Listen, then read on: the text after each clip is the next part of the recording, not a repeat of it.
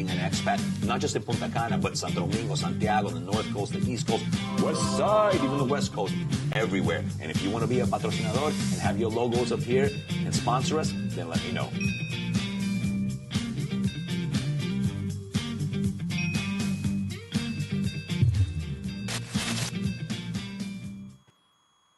Hi everybody, it's your boy Mario Fama RD, aka Yo soy blanco, pero no soy banco. And yes, it's time. We're finally launching the Mario Fama RD podcast. Now, what's going to be different about this podcast? Well, we're going to take our rose-colored glasses off. We're going to put our real glasses on. And we're going to talk about the hard-hitting subjects that nobody talks about being an expat here in the Dominican Republic and in Latin America in general. We're going to talk about law. We're going to talk about business. We're going to talk about lifestyles, and everything the Dominican Republic has to offer. The good, the bad, the ugly. Kind of like the Clint Eastwood Spaghetti Western, but here in the Dominican Republic. If you have any questions, we'll answer them for you. We're going to talk about everything that relates to being an expat, not just in Punta Cana, but Santo Domingo, Santiago, the North Coast, the East Coast, West Side, even the West Coast, everywhere. And if you want to be a patrocinador and have your logos up here and sponsor us, then let me know.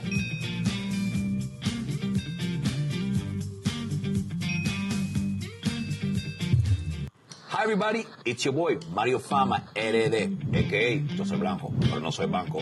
And yes, it's time. We're finally launching the Mario Fama RD podcast. Now, what's going to be different about this podcast? Well, we're going to take our rose-colored glasses off. We're going to put our real glasses on. And we're going to talk about the hard-hitting subjects that nobody talks about being an expat here in the Dominican Republic and in Latin America in general. We're going to talk about law. We're going to talk about business. We're going to talk about lifestyles, and everything the Dominican Republic has to offer. The good, the bad, the ugly. Kind of like the Clint Eastwood Spaghetti Western, but here in the Dominican Republic. If you have any questions, we'll answer them for you. We're going to talk about everything that relates to being an expat, not just in Punta Cana, but Santo Domingo, Santiago, the North Coast, the East Coast, West Side, even the West Coast, everywhere. And if you want to be a patrocinador and have your logos up here and sponsor us, then let me know.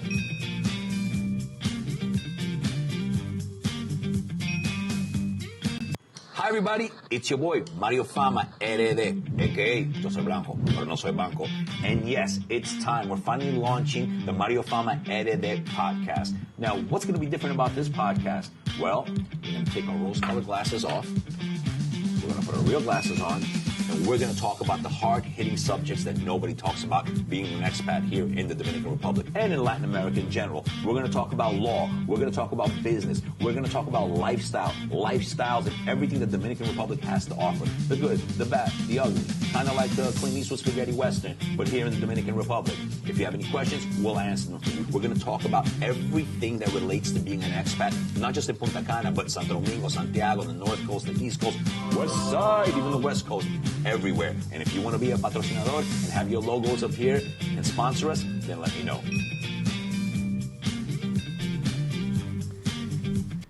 Hi everybody, and welcome back to another episode of the Mario Fama RD show. Before we get started today, I want to give a big thank you to the sponsors who sponsor our show here every 2 weeks, every 2 Tuesdays. You guys know that we're here, and I put it out there on social media. I put it out to everybody. First off, I want to say, hey, Samana Group here, largest landholder in Samana. They're creating a beautiful eco village there, eco city. Definitely check them out. And then we have Gold Reef Properties. They have tons of properties here, the different projects in Punta Cana and in Playa Nueva Romana, which has, of course, PGA Oceans 4. There you go. Love our sponsors. Thank you so much, guys, for being a part of this. And welcome back. We're here with John and Candy Cash again to wrap up a little bit of what we talked about last week. There was so much going on last week that we just couldn't get it out in 2 weeks ago, sorry. See, Caribbean time. It was sometime a few days ago, whatever.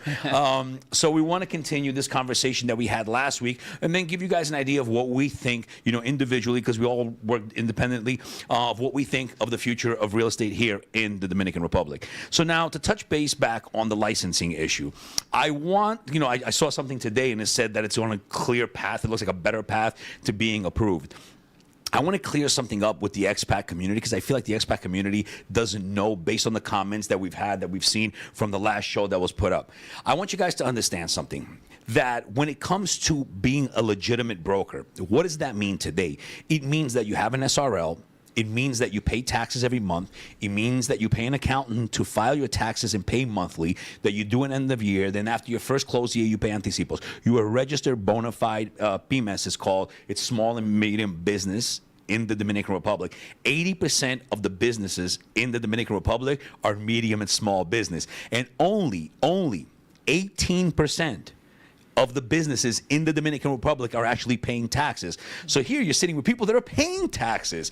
And that's what we were talking about last time. We're looking to have the SRL accepted as a licensable entity because it is its own entity. It creates credit here. You can get car financing. You can get a mortgage here. You can get credit cards in case you guys didn't know. When you're legal and you're paying taxes, you can get all these things under a corporation here, an SRL. So that's what we're asking, because the program that they have that they want to give for licensing is basically takes, if you started today and said, I want to get my residency, it'll take you about 2 years, a year and a half, depending on how lucky you get, how many times like things expire, you have to get them redone again. You see this in social media. People talk about how it took them like 2 years, and then you have to wait the 5 years after that to get your permanent residency. So you're talking about 6 to 7 years it would take for somebody.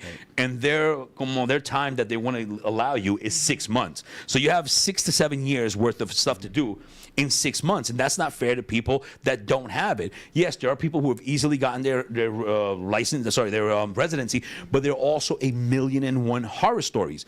And that's why the Dominican Republic is the only country that I know of that has an overstay program.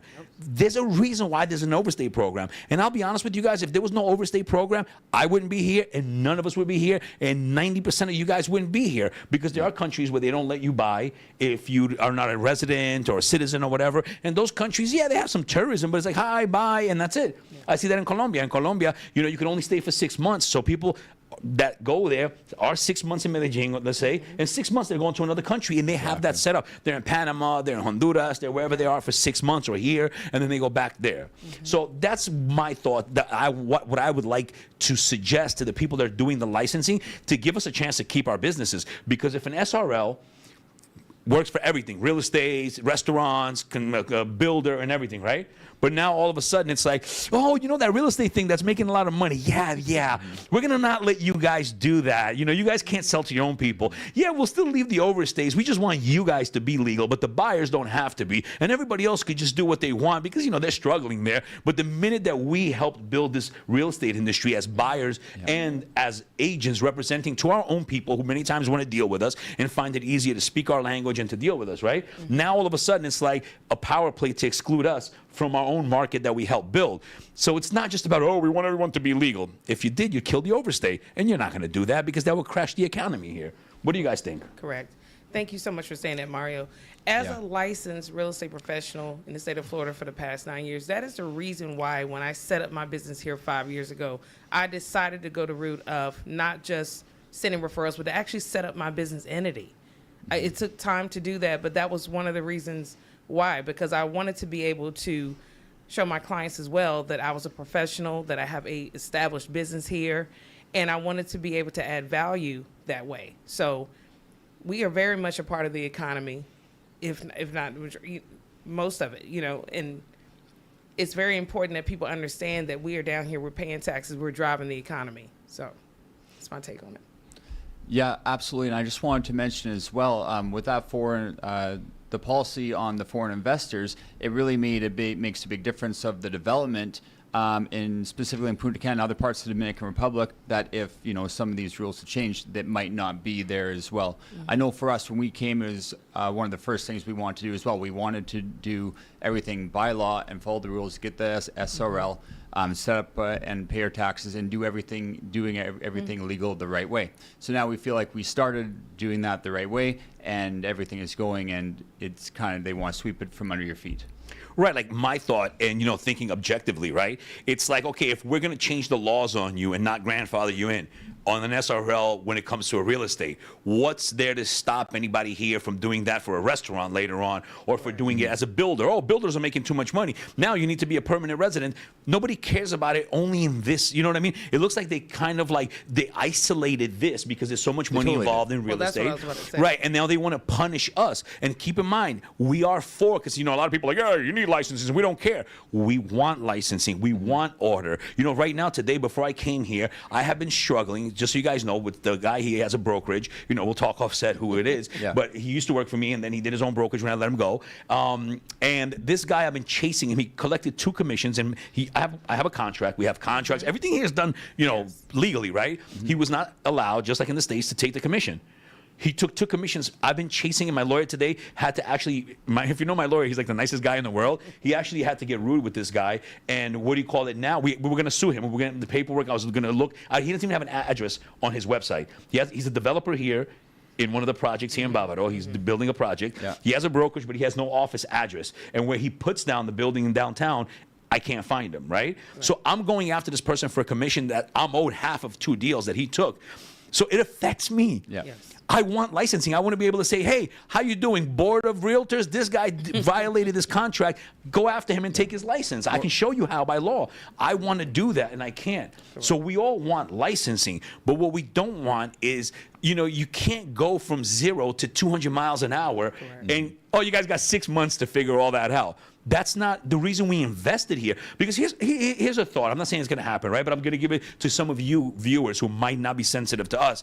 What if you bought a $400,000, $500,000 property and you had Confiture, and Confiture for 15 years, and now all of a sudden they said 3 years in, they said, yeah, we're changing the laws. You know, we really want the taxes from you guys, so you're going to have to start paying taxes on your property for the next 12 years. And you're like, wait, but I invested and I did this and I did that and now I can't. We feel the same way. Yeah. We invested into the country. We pay money, lots of money. Remember, on commissions, they're 18% right off the top, and then you have to take commission from the people that make money. There's a lot of money being put into the economy from that. We're part of the 18%. We're legal. We're not talking about the guy who's pretending to be a real estate guy at the bar, you know, and he's drinking 5 beers and he's telling you he's a broker. We're not. We're against that. But those of us that do this, what do? We close our offices, we leave the country, you know, and a lot of people are not going to take it laying down. That's going to cause a rift. They're not starting at the top and making it consistent across all industries either. They can't pick and choose which ones they want to follow and which ones they want to do. You know, this is the biggest market that they see potential earnings in, so they're attacking this right now. I think they need to start from the top and make regulations. I'm totally pro for it to be regulated. It's only going to help us out. There's so many scenarios where we can see that it would be beneficial to us as well. We're all for it, but we just don't want to be victims of it when we've done the right thing. I mean, you have to remember, if you go to any country, anywhere you go, right? Because people are like, oh, yeah, well, what about the United States? You know, they keep comparing it like in a hateful manner. It's like, no, if you go to the United States, if you're Chinese, and you're able to open up an S-Corp, a sub-S in New York and buy a $5 million apartment because you're a Chinese investor, and you did that, and you're allowed to, and all of a sudden the U.S. government says, nah, all of a sudden that doesn't belong to you, and you have to put that in the name of a local, or you have to do this and you have to do that. We came here and we took our hard-earned money, blood, sweat, and tears, and we invested in a legal business. To just say, hey, all of a sudden you got to just comply and that's it. And it's not that simple. For those of you guys that actually live here, let's remove the people, the followers that don't live here, that vacation here. If you live here full-time and you understand how things are, nothing is just like, okay, just get that done and that's it. I mean, that's a dream that we don't, you know, it's a dream. It's not reality. Things take time here. They're difficult. You have to repeat the same process multiple times. That's just part of how life is here. So to give us an ultimatum all of a sudden and to remove us from the market, I don't think that's fair. And my call is to you guys, if you're a broker, if you're an agent, and if you're interested in doing something about it, I want to have a proposal put in that we request that an SRL be treated the same way the bank and the same way the Impuestos Internos here treats it, right? It treats it as an independent entity that pays taxes, that's recognized as a licensing body, and then the people underneath it who own that can be agents. That allows you to be a broker owner, that allows you to be an agent, that allows you to be legal. Because keep in mind, what they're proposing, oh, you have a work permit? No, doesn't matter. You have an NM or NM1 work visa? No, doesn't matter. You have a temporary residency? Nope, doesn't matter. Did you finagle the system and get an instant 5-year, an instant permanent residency, which there's a way around that if your lawyer knows how to do it? You don't have 5 years established here? Psych! Even though you have it, you still can't get it. Yeah. And that's not fair. And I think that's not that's my parting thought. If you guys want to do something about it, because I'm not going to be the Lone Ranger going against the whole system by myself. No. But if you guys reach out and you guys want to do something about it, we can put something together with a lawyer and we can put it out there so it does not destroy us. Us expats. So just I'll explain to you guys. I'm from New York City, right? Mm-hmm. And New York City is a great place because one thing I've learned about living there is every single person, doesn't matter if you're from Dominican Republic, Ukraine, China, Japan, you have your people. Right. You have lawyers, you have some judges, you have police officers, you have government officials that are from where you were born or where your family was from, right? So you have people that will speak up for you. The only industry in the Dominican Republic where it's a profitable industry and we as expats have representation is in this industry. Absolutely. If we lose this, what's left? A bunch of guys who own bars who are barely trying to make money. You know, if you ever talk to people who own bars and restaurants, they don't really make a lot of money here. No. I've seen a couple, go down in the last couple of months just due to lack of business. Lack of business, and I'll tell you, and I'm glad you brought up lack of business, because I want to bring something up. An article just came out today in Listing Diario, right, where it said the country has hit peak, like the central bank said that it's hitting critical status right now with lack of talent in this country for work. I'm going to pass you guys the article. It's in Listing Diario today. I follow all this stuff. What does it mean? If you're looking for workers in this country that are going to sit there by a door and say, si, senor, no, senor, or to move bags, you can find people to do that. Right. There's a lack of skilled labor. And Banco Central brought out the article today, and I looked at it. In this line of work that we do, we know it's a very difficult. If anybody has done real estate, and for those of you guys that joke around and think it's not, I have an offer, and I've offered it multiple times online. 1 year, you work with me, we document it on social media, and you can only live off the money that you make from real estate. It'll be the greatest reality show ever. You'll starve to death, unfortunately, about a month in, but it'll be fun to watch. It's a very difficult thing that we do. So if you cut down the expats selling to expats, and those of us that have been licensed in other countries, I have people tell me here that my 30 years of licensing in New York City doesn't mean anything. Someone who's never been licensed here tells me my 30 years of licensing in the U.S. is nothing. I bet you that if you do that, you slow down the development here in Punta Cana and the Dominican Republic by a lot. 100%. I mean 100%, because what happens is the first wave is like, okay, all the locals are licensed and maybe a few expats or whatever, but you're cutting out so much skilled labor, and people are going to be like, wait a minute, now I have to pick from him or from him. What about the other people? No, they're no longer available for you. So you're not a country that is lacking skilled labor. And again, Banco Central, Listing Diario, look at the date today. You guys can find it online. They said there's a lack of it, and it's stunting growth in this country. I have it. I'm going to publish it in the expat groups. Actually, I saved it because I translated it to English. They have a little translation, so people know exactly what it is. And it says that, and we know that. If you own a brokerage, if you work with people in here in real estate, do you know how hard it is to find talent? A girl that works for me used to work for recruiting, and we were talking about this actually today. She recruited for everything, for like the restaurants here, Wendy's, all the stuff like that, right? And she tried doing recruiting for 2 real estate firms here and couldn't find one person. No. Well, you know what that is. We're in the land of everyone is an entrepreneur. This is that's a positive and a negative. Here, what I see in Dominican Republic, no one wants to work for anyone. No. Everyone wants to be the broker. They want to be, or not just in real estate, they want to be the boss. That's why they call you Jefe. Jefe. Anybody, I'm sorry. That's why they call us Jefe, or leader. They do. Because they want to be Jefe and leader. So even if it's very interesting. Even if you talk to your Uber driver, let's say you take an Uber and you say, yeah, what do you do? Okay, too. I say, oh, I'm driving this and I want to have my own business.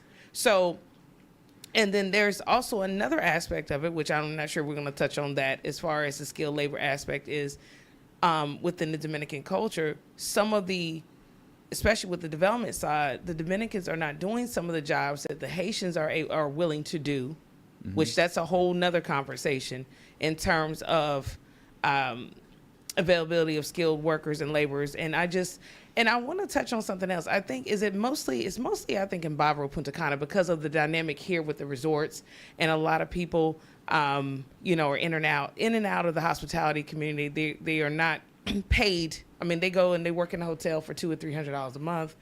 I don't know if they're going to want to go into a restaurant and get 200 pesos a day to work. So I think that the demand for skilled labor, I don't think that it's not that we don't have skilled labor. It's just think they don't want to do it based on what the pay is going to be. It's like, I think it's like a catch-22, right? You have people in certain aspects, from my experience, right? Because I own a law firm in the real estate office. Finding a competent real estate salesperson extremely difficult.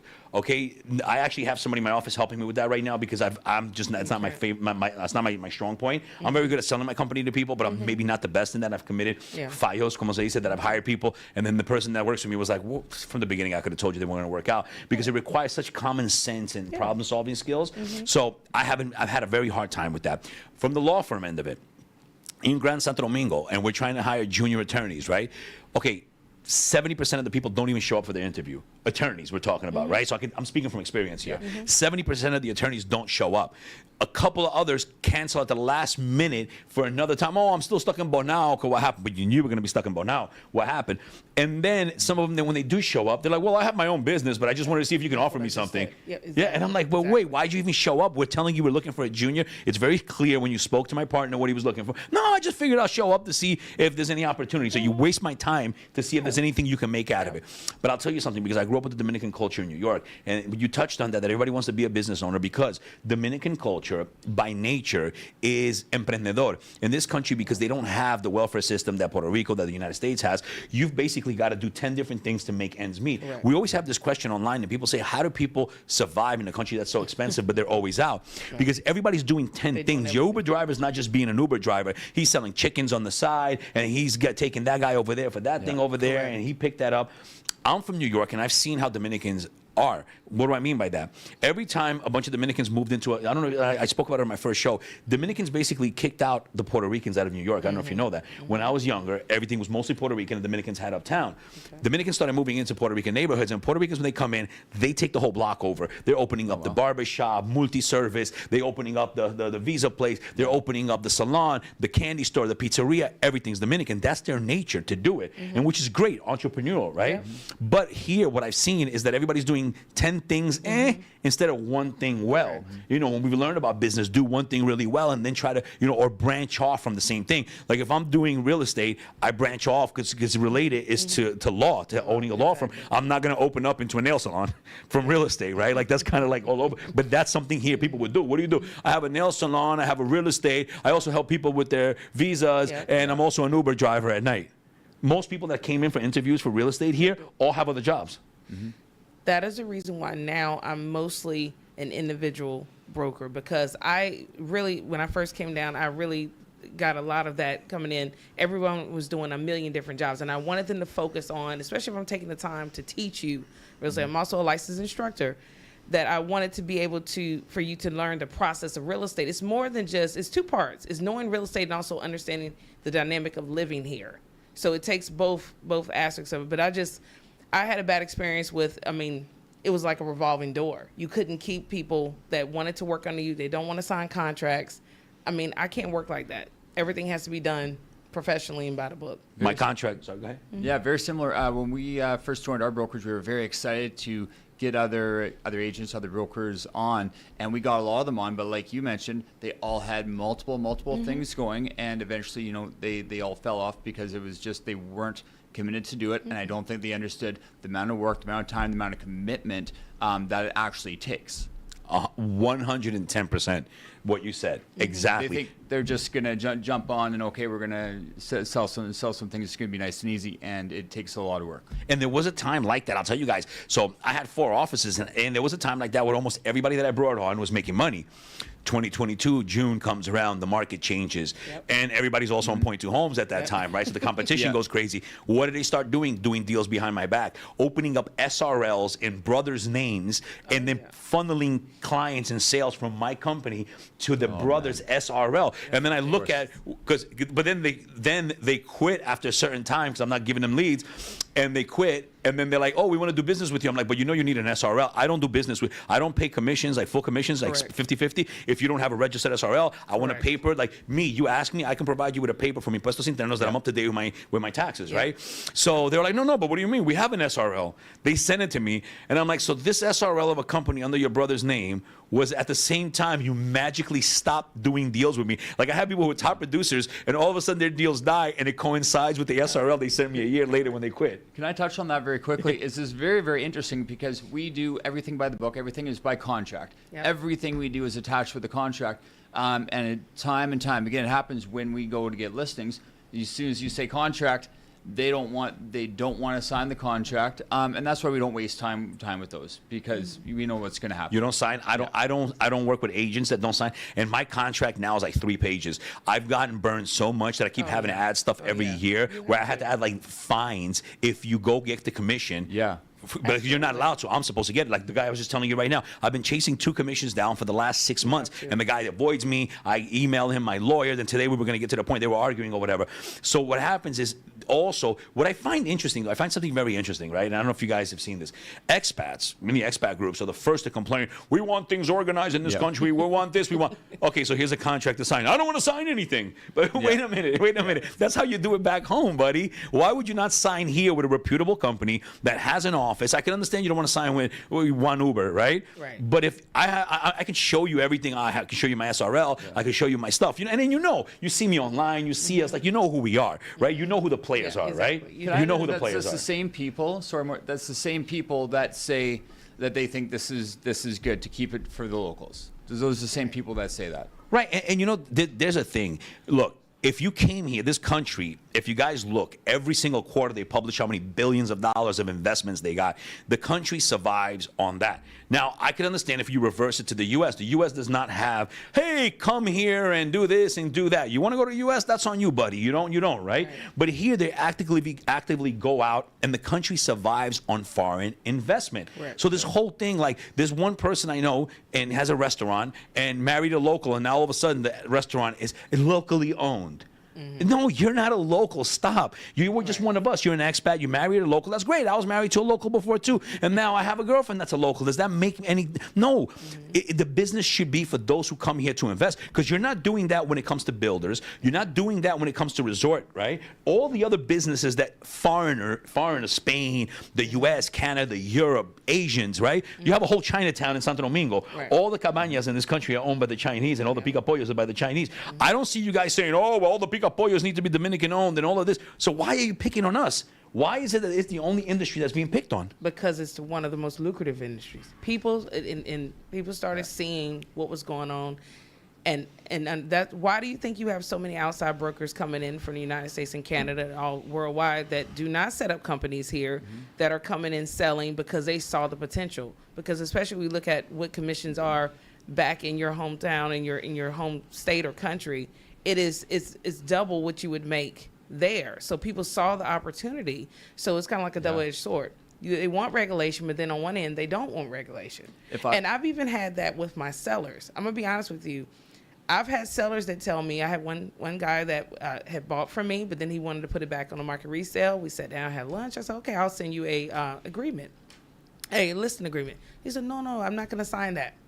So, you know, it goes both ways. It's not just with the agents. I think it's also the dynamic of, you know, when you're investing down here, on one end, you want things to be done by the book. The other end, you may not want to. And we need to make sure that the regulation is what it is. Like, if we're going to have this regulation, have this criteria, and like I said, people that are already grandfathered in, that we have tax-paying companies, that was my whole reason for setting up my business, that it was a legal entity. And I have to always constantly keep telling my clients that I am a licensed legal entity here. I'm not a fly-by-night broker. And I have to always say it. I mean, it's you hate to, but because they're looking at you, especially some of your clients may say, well, okay, what's the difference between you and Joe Schmo that told me he sells real estate off the beach? He found me. Grab a coffee. You've been to my office, right? Come have a coffee, and I'll sit here and I'll explain to you all the reasons why we're different. Yeah, and we're not people online. I'm not in Canada just selling, putting up pictures in here. We're here. We're investing our money. We're spending our time. We're putting the commitment in. We're not sitting in Canada selling Dominican Republic from there. And I find it a little bit heartbreaking. I want to say the word is right. That, you know. Again, I'm from New York, so I have a very international perspective. And I'm from Queens, New York, the most diverse county in the world. Everybody knows that, right? So when you go to New York, you see the Dominicans, they stick together. Oye, mi gente, pana, pana. The Puerto Ricans stick together. The Thais stick together. The Filipinos stick together. The Irish stick together. We come to other countries. We have zero representation. And what's the first thing that we do? We don't stick together. The one guy who just got his residency is going to look at you like, huh, well, you should have done what I've done, and now you don't deserve anything. I'm going to deal with the locals now. This whole division, I think we're all here, and the way I look at it is I don't care where you're from. If you're competent, I judge you based on that. If you invested and you're doing a good business, what do you think that our investment, because we're foreigners, is worth less than a local's investment? There's words for that, and they're not nice words. Where one person's thing is not the same as the other person's thing. And it's like, to touch on what you said, Candy, when my ex-wife, we split up, right? And I had a decision to make. Do I go back to New York and I have my firm there, or do I open up a legal business here? Legally, I was allowed to do that, so I invested and I did that. I should not be penalized right now. Oh, well, you're not a local. And you know, in China, they do it like this, and in the U.S., they do it like that, and also in Panama. And you know what else in Venezuela? I don't care. You know, we invested our hard-earned money. It's the same way that it should be respected when people come here, foreigners, and they spend their life savings on a property here. You need to respect that, I think. You know, these people spend 30, 40 years getting all this together to come and invest it here, to try to diminish that because they're foreigners, especially when there's a DR has everything and there's a programs and they, you know, we're being marketed to around the world. Come here or whatever. You know, don't invite me into your house and then make me feel bad, especially my own people, my own expat people. That's what gets me. I can get it from the locals, right? I can get it. They're like, yeah, let's get them out and make some money. Yeah, okay, I get that, well, right? I will say a lot of, and what I'm finding, and I have to invite you to some of our expat meetups. I mean, sometimes I don't want to go, but a lot of my clients who have become my friends have started to really build community, and it's multicultural, multiracial, dynamic of different people that have lived here. They're not Airbnb. Some are snowbirds. They're back and forth, but they live here most of the times of the year, and they're doing events. They're doing tonight. I think they're doing Taco Tuesday, and it's very interesting because I think they kind of want to create the community of, okay, we're in this together. We all are down here in this country. And then, you know, you can go somewhere like Western Union, and I'll never forget, I was in line one time. Sometimes you'll go to Western Union if you need to exchange money and they won't have any dollars, or maybe they just don't want to use dollars. The guy was going off, and I had to explain to him the reason why that time of day there was no dollars. But I think that, to your point, Mario, if we make it an effort to really build our expat community, to support the non-local brokerages especially, that would help a lot with this, because we're on the side of our clients. Like I think about, just like what you said, people are paying these are their life savings. So when I show a person a property and I advise them on an investment, I'm treating that as if it's my own. $150,000, $200,000, that's a lot of money. I mean, that's most people, they have worked hard all their lives, 20, 30 years in the U.S. and Canada. So why would I, or wherever they're from, and I'm not going to just take that and advise them to make a bad decision, a bad investment. And that's why I think you want people that have been here for years working in the business, people that are really committed to doing that, because right now there's so much product here, right? Punta Cana and Dominican Republic in general, I think we've hit a point where there's so much product, right? And you want people that care about you, you don't want to remove a skilled group of people from a certain market. That's like, okay, let's get rid of all the veterans that are from this side. That's kind of, you know, you're getting rid of your talent, right? We just talked about a country that is lacking talent, from what they said, for many, many high-end jobs. And this is a high-end job. This is a very, you know, we're not like, okay, you buy now here. Yeah, but I'm looking for a house. No, last unit left. No, but I want something by the beach. No, last unit left. Those kind of people. Right. So to remove the talent from that, especially at a time right now where you need a real estate broker that is intelligent and that's truthful, and a real broker more than ever. Because look, right now, I think in the market here in Punta Cana and in general, we have a lot of building. We have overbuilding, right? So you need someone to advise you on the right thing to buy for long term. Two things. Either long-term investment if you're an investor, or lifestyle. There are two different reasons why you're buying. Sometimes they combine, sometimes they don't, right? That's right. Yeah. And you need those people, because if not, you're going to buy a bunch of people that are going to just sell you anything. And I've seen it. I'm just like, oh my God, they're selling these people. I've met people that are like, yeah, I just bought in La Loma del Culo. And I'm just like, who sold you that? So-and-so. And I'm like, you're never going to see your money back. You're in the woods with a house that was built out of formaleta. You're never going to see your money back. You know what I mean? So I think that's what it is, because the market, I think right now, with even more being built here, I think the buyers of today should be even more selective Yes. on what they're buying than before, right? Absolutely. I think they want to recreate the vacation. They want to, and if they can get it at an affordable price, whatever they deem affordable, and say, hey, I don't, and I advise clients to also don't just look at price. Definitely the old adage, location, location, location. Look at amenities. I think we're going to tie in later in terms of what you're getting when you're investing in some of these communities, having access to the beach. Those things mean a lot because, and again, you and I discussed this, Mario, it's about more than just this Airbnb short-term rental option. It's lifestyle.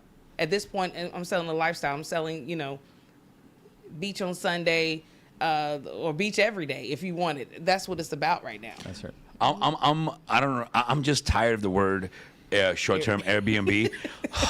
If I have to hear that one, Makes me cringe. listen, there are a lot of people who bought some great properties, and there's still, resales available, and maybe some new projects that are going to be good for Airbnb. But I personally will tell you that the Airbnb market is saturated to the top. If you're in Corrales, Cortecito, walking distance to the beach, if it's not a noisy property, if you have a beachfront place, like Playa Turquesa, those places, Tanzamana, they're always going to do well Right. because that gives you a very unique lifestyle. If you're in Cap Cana on the beach, okay, cool, I get it. But I think that so many people have sold properties as Airbnb, and I feel what we're going to see over the next 2 to 4 years, based on what's been given right now, entregado, like I'm forgetting English, but like apartments that have been handed over to people right now, that people have their built apartments, and there's still tens of thousands of units I think that are being built that they're going to get. Those people who bought those cheap properties thinking they were going to get $100 a night and realize they have to get 35 because That's you can right. get for 75 by the beach, right? And you thought you were getting 100 in yours because it was new. We are here, those of us that are professionals, we're here to help guide you people because we don't want you buying something. I don't want somebody seeing me, Mario, you told me I was going to get $100 a night for this, and now I'm sitting there $30 a night going broke, and then you're going to be throwing like vegetables at me in Jumbo. I don't want Absolutely. that. Because that's where the market, I think we are definitely overbuilding, and I think it's going to catch up down the road, Yeah. right? I think with downtown being built and everything, but like we were at a point where Punta Cana was this small and this many people were coming. Now Punta Cana is this big, but this many people are coming. So now we have to wait for all this stuff to come in, the nightlife. I think we're still missing, and I'll be honest with you, we're missing that vibe outside. But I think Yeah, I agree. they're here, but they're at the hotel. See, we have two different. We have the hotel that are always. I've even had a colleague of mine that was going to purchase with me. She said, "Hey, Candy, we like hotels. We were right here at the sale," and she said, we're going to pull out because we want to stay. We'll just come for a week or two. So you have Moon Palace is coming. One of the major, brands are coming. You have all these different resorts are coming up. And then they're in competition with this. We have so many condos that are being created. I mean, it'll make your head spin. People ask me, do you know this project? I'm thinking, I have over 400 listings. I don't know. I mean, If I hear one more Palma, Blue, Cana, what I got the wave or Wana, they all sound the same to they us. all, Yeah. exactly. So There are a ton of projects go, and a lot of agents are pushing right now the short-term rentals. I talk about short-term rentals in a very key areas. I think there's going to be a couple of key areas that can be very good. When I think about Cap Cana, when I think about Punta Cana Village, you're thinking lifestyle. You're thinking the upper class market. When you're talking the baseline market, and people want to look for a short-term rental, I got 150,000. What we're looking at, it gets slim pickings, and you're going to be looking further back and think, oh, I'm going to do short-term rental.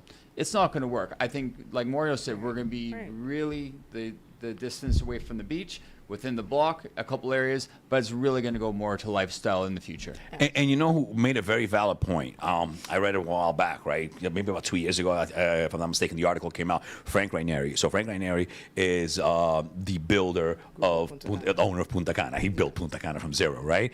He's a visionary, and he said that in order for the Dominican Republic, and of course Punta Cana, right, to grow to its full potential, it needs to become more than just beach. And I think that's where we're at now. We've beached the beach, right?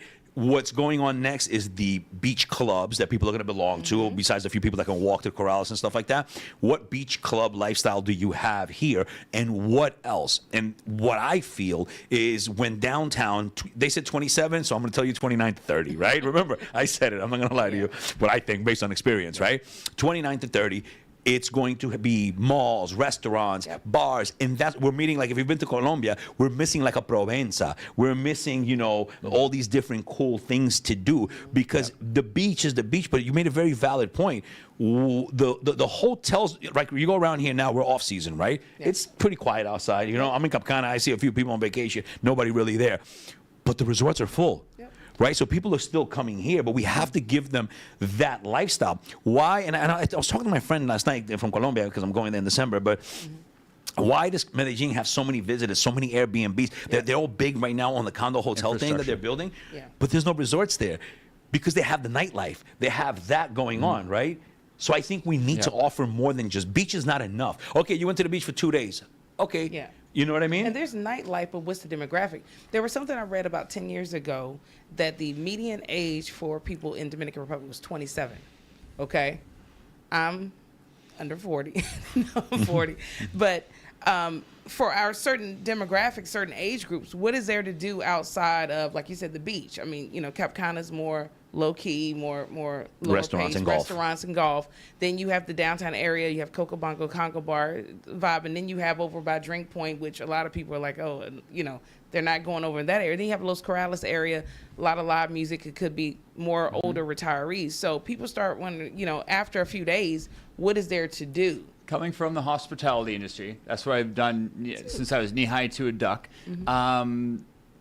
To be honest, I was quite a little disappointed in regards to once you get step off the resort, the options that there are. I don't necessarily want to see it in Capcana. I see it all the time. Oh, there's nothing to do. Well, that's a little bit of a different experience. Right. But as far as downtown, I really think they have some other things to focus on, and infrastructure, as opposed to focus on the realtors who are actually, bringing business here.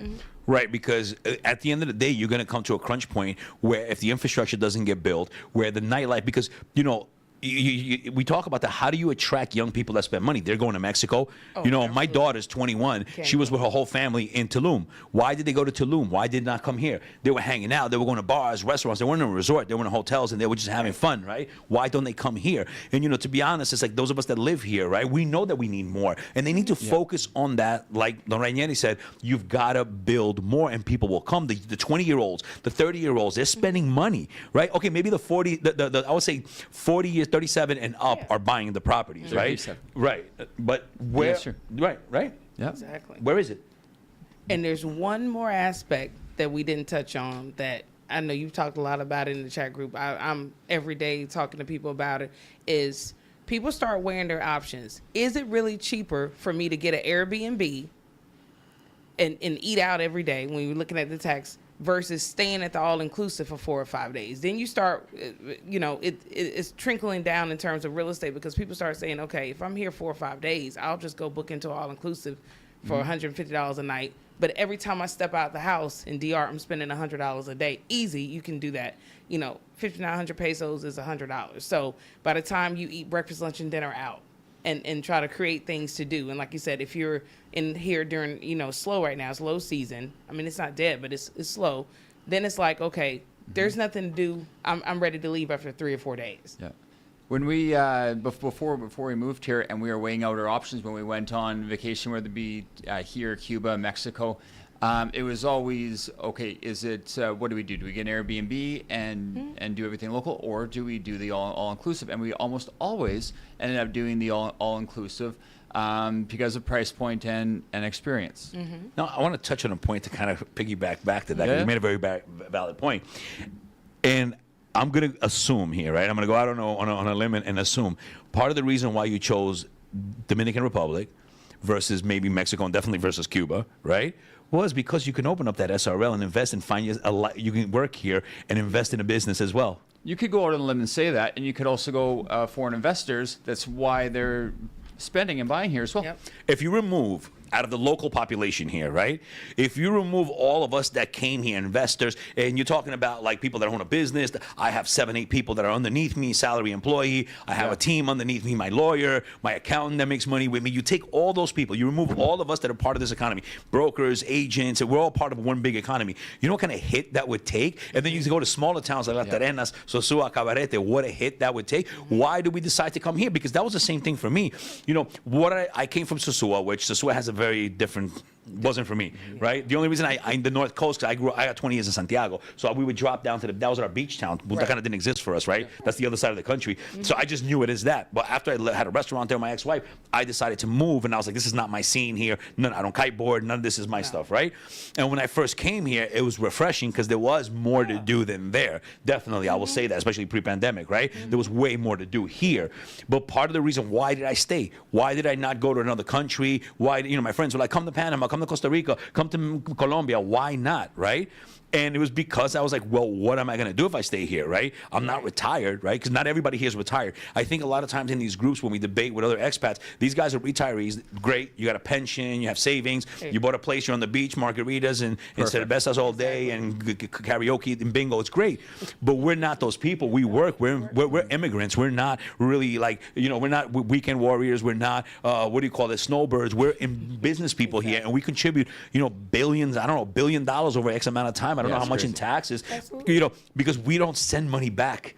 We don't send remesas. That's the other difference is, people are like, well, everything should be for that. But do you realize that we as foreigners come here, we make our money, we buy cars, we buy food, we go out, we buy clothes, we spend everything here. We're not like the people that go there and send their money back to these countries. We keep the money 100% or 97.9% of it, except for my daughter's iPhone. I'm going to buy her an iPhone for Christmas, right? So except for the iPhone money, this is where what we do. Yeah. And that's the reason why we chose to be here. Absolutely. So if those things change, or start being uncomfortable to us business owners, we're talking about the business owners, right? Exactly. Then you're taking away talent from a country that, as they said today, is lacking higher end, the real talent necessary for many different jobs. And I was telling you, looking for a lawyer, looking for a real, to work for us, looking for a real estate salesperson, looking for an admin.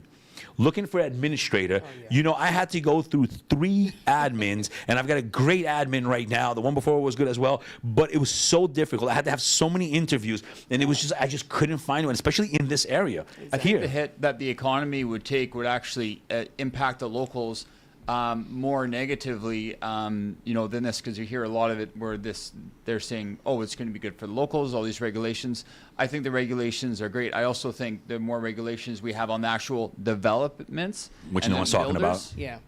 Which is a whole other side, is where those regulations need to be as well. Every week I see, I follow all the news here, and I read all the newspaper, the what do you call it, the Instagram stuff. Every week there's a new one came out yesterday, 2 days ago. I just didn't even bother putting it in the group. Another estafa for a building where they sold apartments to people, and then somebody else was living in it or whatever. And that's where also those things need to be handled. I feel like what they're trying to do right now is just a market ploy to get rid of us. It's not going to really solve much. No. It's going to ban some people. It's going to open up a lot of lawsuits. A lot of people are going to try to do things under the table, and it's just not, because it's you want to license people, but you also don't want to exclude a lot of people, right? And you want to also focus on the builders. Like, you guys don't realize a lot of the problems come from the builders. It's not us.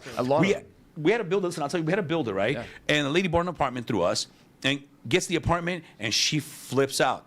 And you know why she flipped out? On the blueprint of what she bought, there was supposed to be a window. Completely different. And there was no window in that bedroom where it was supposed to be. So it's a whole big thing with ceiling height. We had an issue with ceiling height. And that's why it's not us. We're doing more. That's why I also have the consultative side of my business. We're doing more than just opening, closing doors and showing you a property and picking you up and riding you around.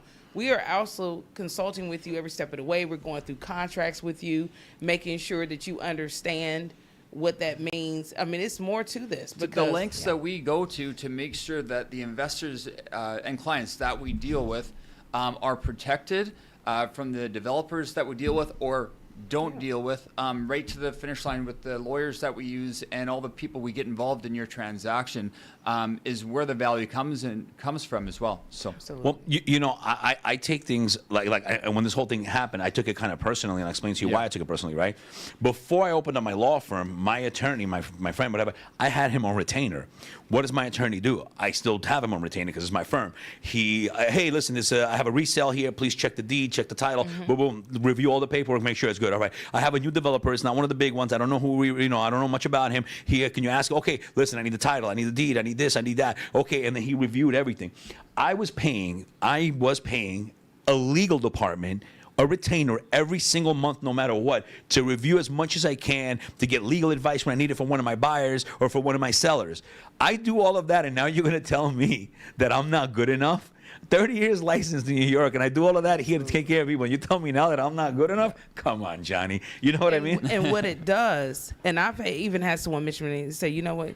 You don't want it to get to the point where people start questioning, especially with some of these new developments taking they're not completed on time. We're not the 18 to 24 months. We're 3 to 5 years out. We don't want people to stop investing in DR. And next thing you know, they said, oh, DR's a scam. You need people like us that are here that are knowledgeable and understand so that we can keep the country thriving in terms of real estate, because I'm telling you, a lot of people are starting to get they're getting scared again. Before, we had a little bit of relaxation where everyone was like, yeah, DR. But now with so many projects that are not being completed, even, and things that are going on in the contract that they said, I didn't know about. We want to make sure that we keep people understanding it's still a great place to invest in real estate. Yeah. You just have to know who you're doing business with and where you're investing. I think there's still a lot of excitement about investing in Dominican Absolutely. Republic as well. I think for me, even my Canadian investors and clients are looking towards the election coming up in November. Everyone, and not to mention everything else that's going to happen in the fall, and everyone's really anxiously waiting all the things that are going to come up. And holding off for that to happen. And we need to focus on, and they, not us, because we are focused on that, but they need to focus on that, because you made a very valid point also. Right now is the time when we need to really kind of figure out how things are going here. Because one of the things you said about the price points, I'm 100% honest, this is a time that we are paying the most amount of money here. We have competition right now. Yep. There was a time, pre-pandemic, and even pandemic and pre-pandemic, right, where DR was not only a solid option because of the fun, the beach, the way things are, but because of the price point, it was cheap, right? Oh, yeah. I think the word cheap is no longer something that we can use here. No. I went to Cap Cana and I had downstairs from my house a cheeseburger and a bottle of water was 1,450 pesos plus the extra 100 peso tip, right? So $30 for a burger and fries. You go anywhere right now, any dinner, 2 people, and me a couple of 2-3 Coronas, dinner is $110, $120. That's normal, right? Meal. One meal. Now, people will say, well, it's a lot cheaper than New York. Okay, look. You don't always compare it to London, New York, Tokyo. Compare it to Nebraska. Compare it to a smaller place, right? To somewhere in middle New Jersey where people are coming from. Upstate New York. I was in Fort Lauderdale, and I told people, I went to Fort Lauderdale, and I ate for less or the same in Fort Lauderdale as I did here. Yeah, so we're in U.S. prices. We are. Maybe not Miami, because, what about Miami? Miami's $400 for a dinner. Stop, okay? Let's not compare Miami. But we got to compare regular parts. North Carolina, South Carolina, Georgia, VA. People are coming from the whole entire eastern seaboard, and you're from Canada. So there's smaller towns there that you have to look at. Not everything's Toronto. Not everything's downtown Toronto, right? Exactly. Not everything's downtown Montreal or whatever. Right. You have others. Winnipeg. Right. And we're still with average house price in Winnipeg, don't quote me, around the 300s as Toronto is much, much higher. Those price brackets are going to be much more attracted to Dominican Republic than, say, somebody in Winnipeg, because that just seems ridiculous pricing to them. Mm-hmm. Exactly. So we're not the cheapest on the block anymore. No. So we have to offer more value as we as the brokers, but the community here, the people in charge of the community, the people that are doing the planning of the area, we have to offer better fun, nightlife, restaurants, because the prices now have gone up. So what has to go up? The service has to go up. What is being offered for the price has to go up. When it was cheap, you don't care, right? If you're having, a dinner for 300 pesos, you're like, man, whatever, it's all good. Give me a, so I remember I would get the schnitzel, and French fries and a beer, and it's like 350 pesos, and what do I care for 350? But now, when you think about it, they have to step up to the game here to be able to offer more, because there is more. The built is here, and it's being built, right? Mm-hmm. So, I can't even come up with a number. From 2018 to now, at least 60, 70,000 units, right? At least. Right. Just thinking about that, right? So, and there's more coming. Every week there's a new Palma, Cana, Blue, Water, Blue, I don't know, something, they'll have the same name, but a new one every single, right? A view, every single, what do you call it? Yeah, every week we see something new. So what has to happen right now, and the pricing has gone up, right? So what has to happen, I think, in my projection is that the area itself the people in charge, the leadership here, has to bring up the area into a true, you almost want to make it kind of like a Tampa / Provenza from Colombia / everything, to have some really cool places to go to. Because if not, what's going to end up happening, the prime areas are going to always do well, right? You're talking about prime Cap Cana golfers, they're going to do well. Beachfront, Corrales, Cortecito, they're always going to do well. White Sands, it's areas where it's quiet, close to everything. They have their niche, right? There's certain areas here that are always, Cocotal has its niche, right? Those places are always going to do well. But those places now, they used to represent 75% of the market. They're maybe 25% when you think of everything else that's being built. They need to take advantage right now of the incline in tourist and attraction to the Dominican Republic and really step up their game and get everything in place so people want to get off the resort and want to continue to invest here and get that lifestyle as opposed to... Absolutely, and you said the key thing, want to get off the resort. Right now, people is neck and neck with the hotels. At some point, we want to make sure you keep the amenities up, and we also touched on service. Service has to change.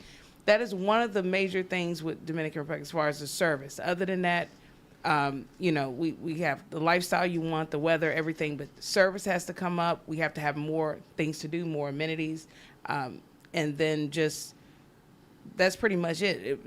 Because you're in competition with the hotels. It's just as many resorts are coming up, and there's more that are coming. Oh, and they're building the Miches all the way up. The Miches, Vera Alto, so it's a lifestyle. And here, now at this point, if you're doing Airbnb, if that's your only reason for wanting to invest here, you want to think again and say, okay, is this something that I want to do as my lifestyle, or is I'm just looking at short-term rental? Every time I hear that, I cringe. Buy beachfront. Buy one of the beachfront units there. Then you'll be fine forever, right? But that's going to cost you now. Beachfront now. You pay to play. Yeah. Que barato sale caro. Absolutely. I have people that still are saying, I want to be at the beach for $150,000. That's not going to happen right now. So you hit it on the head. I think that whole price point when you're looking for the cringeworthy Airbnb, and I think the bottom line is something 300 and up, really, to get something that's going to be attractive, and coming from the hotel restaurant market as well. And once you do it, you don't just sit there and leave it. Right? You got to put the work in. You got to put the commitment in. And really, I think the ones that have done the best are people that manage it themselves and decorate. You see people, slap this in there, okay, and it's going to go, and then they're disappointed what happens. That's a great point. You're going to get out of it what you put in. And always. You also have to be, even if you use a management company, you have to be able to kind of market that yourself and be in control of it. I totally agree, especially in times like this where it's a lower season where you may not get as much people coming down and bookings. You need to be able to and expectations as well. Someone says, "Oh, it's gonna be 90% occupied in this and that." I think 60% is Santo Domingo, and Corrales has the highest occupancy rates in the country at 60%. That's just food for thought, and that's not including all the new units that are going to be coming to the market, because Santo Domingo's like that. And what we're talking about here applies to Santo Domingo, to Sasua, Cabarete, Las Terrenas. There's a lot of building, but is the influx non-resort influx happening? And if we want that to continue, we want an influx of people staying in Airbnbs, okay, what else besides the beach? Because the resort has the beach, and if you have the beach, then you both have the beach, but it might be cheaper to be in the resort with the beach. So what else? What are you offering outside of it? What are we offering? What lifestyle? In Cap Cana, I can tell you, is world-class golf, right? You want to play Punta Espada or whatever, you're going to get that in there. So that sticks out, right? Well, you have the new water park. Right. In Cap Cana, Punta Cana Resort, you have all these other different places. It stands out. If you're in one of those beachfront places in Corrales, Cortecito, you've got to walk to all the spots. You've got the bars. You've got a certain niche there, right? But if you're just like on the highway in a complex, that's a lifestyle buy. That's a lifestyle buy. People need to, or long-term rentals. A lot of people need long-term rentals for people that are going to be here, working, living here, and want long-term. Don't always look at Airbnb. Look at either long-term rental for an investment, or buy it enough that if it gets rented, great. Make sure you have the great product. Hire an interior designer. Make it look like the way they make the Santo Domingo apartments look really nice. Otherwise, it's not going to rent. And then hope to rent it a little bit, but look at it as a lifestyle buy. Not the Airbnb market in many, many cities is being oversaturated. There were two people. Same apartments, same building, same distance from the beach, same amenities. One was killing it, 85% occupancy over the year, and a higher price point, and the other one was much lower, and they were doing a cheaper nightly rate. It's because of the services that they offered, how well they market it, how well they do it. So that just proves. Well, some of the management companies now are supposed to try to alleviate that so that your neighbor can't charge $45 and you charge $100, but then even in terms of comparing the property management fees to other countries, I mean, it's a little excessive here. So My friend bought, just before we go, my friend bought a condo hotel studio in a place, Heis, it's called Heis, in Medellin. He just bought it. They just opened it up. It's going to be very interesting for me to see, because this whole condo hotel thing, really, they started in Medellin. But they're professionals at it there, right? I told them, talk to me about the money you made, the ROI, 6 months and 12 months in. Because I've seen people here in Santo Domingo take a beating on it, and I've seen people do well. So with that said, guys, listen, thank you so much for coming on the show again. I really appreciate it, and I hope you guys out there like the show. We try to talk about things. There are a lot of shows out there that talk to you guys about this restaurant and that thing, and there's nothing wrong. Positive stuff, I love it, right? But you have people here who have experience, who are here in the trenches, telling you the good, the bad, and the ugly of everything. And this is what we needed, a podcast where we talk to people and we really let them know what's going on. And thank you so much for the sponsors. Samana Group, largest landholder in the Samana Peninsula. Samana, they're building a whole city there. Amazing. And my good friends at Gold Reef Properties. They have properties throughout Bávaro here and in Playa Nueva Romana. And they're going to have a marina there. And the next year, they're going to start building it. That's going to be fun. I wonder what the prices are going to be. Thank you guys for joining in. Thank you guys for being here with me. Appreciate it. Over and out. bye. Hey.